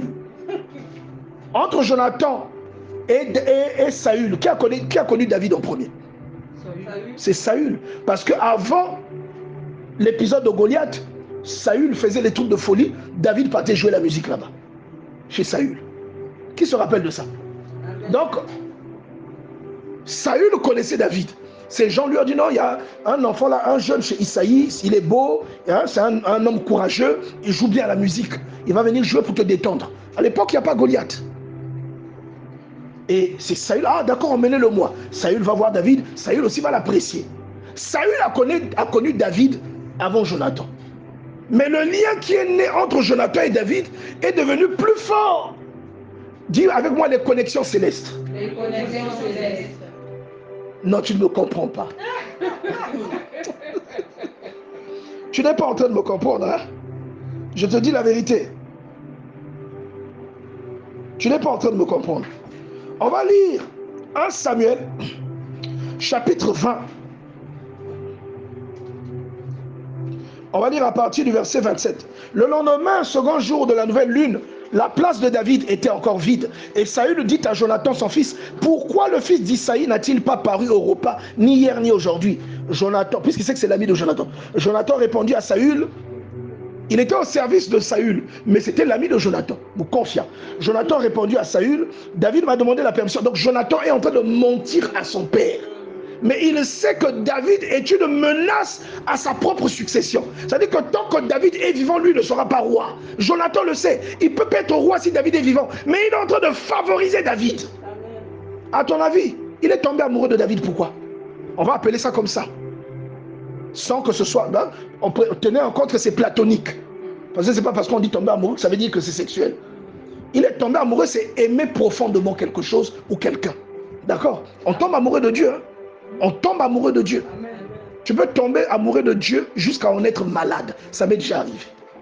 Tu pleures, tu n'as même plus envie d'être là. Il y avait donc mais pourquoi je suis même ici? Ça arrive, hein? Moi ça m'est arrivé. Amen. Tu pleures parce que tu ressens de l'amour pour Dieu. Vous comprenez ça? Il y a quelqu'un qui croyait qu'on ressent seulement pour les êtres humains. On ressent pour Dieu aussi. Amen. Donc pourquoi, à ton avis, Dieu a ouvert cette connexion pour que Jonathan tombe amoureux de David? Pourquoi? Parce que Dieu voulait que David devienne roi. Si Jonathan n'était pas là, Jonathan est devenu le bouclier de David devant Saül. Si Jonathan n'était pas là, Saül aurait tué David. C'est Jonathan qui donne la fuite à David pour que David s'enfuit. C'est Jonathan qui l'avertit. Regarde ce que Saül dit. Alors la colère de Saül, parce que Jonathan explique que non, il m'a donné une permission, il ment. Alors la colère de Saül s'enflamma contre Jonathan et il lui dit, fils pervers et rebelle, parce qu'il comprend le petit ment. Sais-je pas que tu as pour ami le fils d'Isaïe, c'est-à-dire David, à ta honte et à la honte de ta mère, car aussi longtemps que le fils d'Isaïe vivra, il n'y aura point de sécurité ni pour toi ni pour ta royauté. Est-ce que vous comprenez?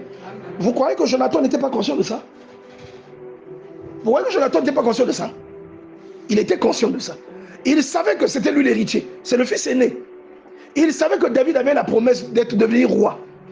Donc Jonathan va même dire à David, je sais que tu régneras. Promets-moi de prendre soin de ma famille. Donc en fait, il savait que Dieu lui a donné la royauté. Il n'est pas mort, il est vivant. Mais il dit à David, je sais que tu régneras. Si ce n'est pas l'amour, qu'est-ce qui peut faire dire ça à quelqu'un? Il y a des amours et des affections qui sont nécessaires. Dis à ton voisin, nécessaires. Nécessaire. Quelqu'un comprend ça? Donc, il y a des qui sont nécessaires. Un amour profond. C'est comme si vous vous connaissez. C'est comme si, en fait, vous êtes même nés ensemble. Amen. Vous comprenez ça? Amen. Moi, j'avais un pote comme ça. Où tu te demandes, mais depuis quand on se connaît comme ça?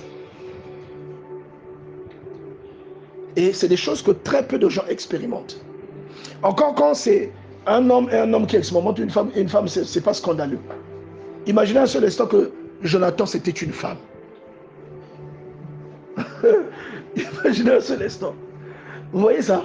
même si c'était platonique ou anodin, ça n'aurait pas été compris. Est-ce que quelqu'un comprend cela? Amen. Donc, être un leader, c'est aussi avoir l'œil ouvert pour comprendre certaines choses. Pour comprendre que quelqu'un peut, dans la figure du leader, la figure paternelle, avoir beaucoup d'admiration pour le leader, et le leader là comprend cet amour.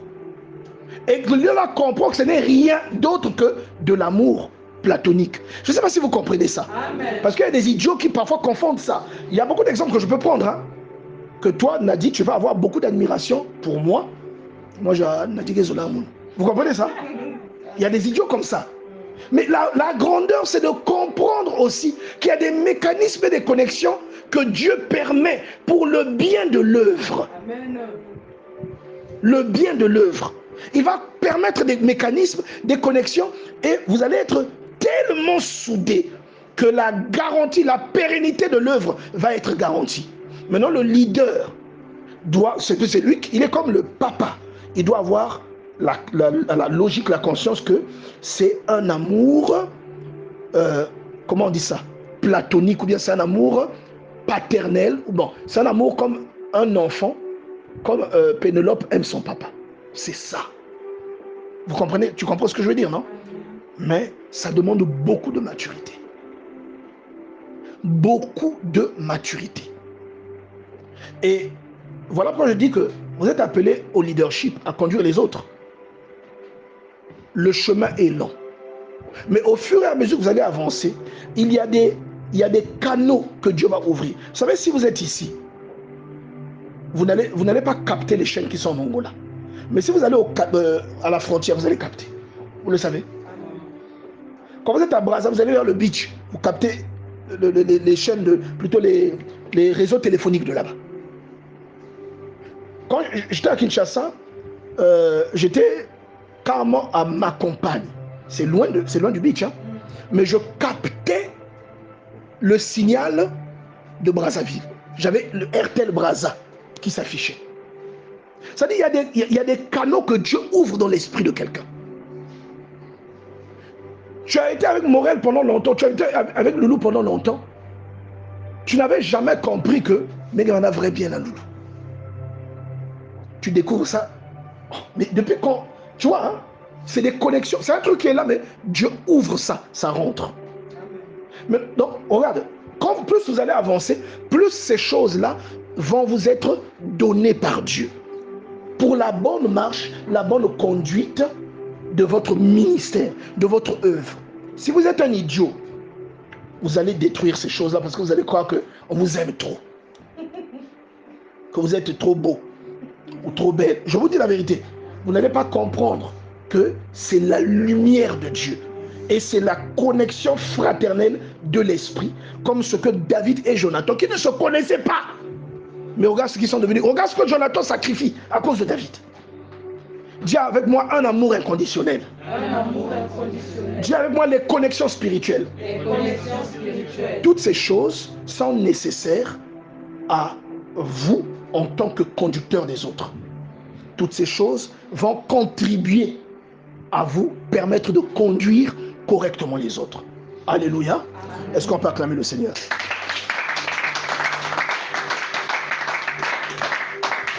J'aimerais que nous prions. Si tu peux te mettre debout, s'il te plaît. On va prier. Alléluia.